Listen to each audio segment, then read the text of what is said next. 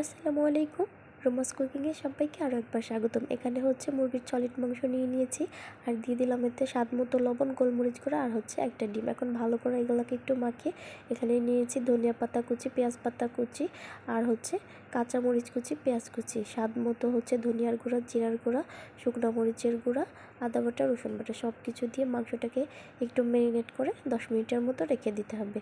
তারপরে হচ্ছে এতে প্রয়োজন মতো বেসন দিয়ে দিব, দিয়ে ভালো করে হাত দিয়ে একটু মেখে নিব। আর ঝটপট কিন্তু এটা বিকালের নাস্তায় তৈরি করে নেওয়া যায়, সময়ও কিন্তু অনেক কম লাগে। আর বাচ্চা বড় সবাই কিন্তু এটা অনেক বেশি পছন্দ করে। ভালো করে মাখিয়ে তারপরে হচ্ছে ছোট ছোট পাকোড়ার শেপ করে তারপর হচ্ছে গরম তেলে ভেজে নেব। তেলটাকে ভালো করে গরম করে নিয়েছি। যখন তেলটা ভালো মতো গরম হয়ে আসবে তখন চুলার আঁচটা একটু কমিয়ে এগুলাকে সুন্দর করে ভেজে নিব। একদম হাই হিটে ভাজা যাবে না, তাহলে কিন্তু উপর থেকে কালার চলে আসবে আর ভিতরে কিন্তু মাংসটা একদম কাঁচাই থেকে যাবে। চুলার আঁচটা একটু কমিয়ে সুন্দর করে এগুলাকে ভেজে নিতে হবে। তাহলেই কিন্তু রেডি হয়ে গেল ঝটপট চিকেন পাকোড়া। আর এটা কিন্তু খেতে অনেক বেশি মজা।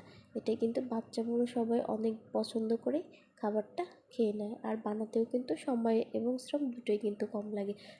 জাস্ট কয়েক পিস সলিড মাংস হলেই কিন্তু এই খাবারটা তৈরি করে নেওয়া যায়। আশা করছি ভিডিওটি আপনাদের ভালো লেগেছে। ভালো লাগলে অবশ্যই চ্যানেলটিকে সাবস্ক্রাইব করে পাশেই থাকবেন। আজকের মতো এখানেই বিদায় নিচ্ছি। আল্লাহ হাফিজ। আসসালামু আলাইকুম।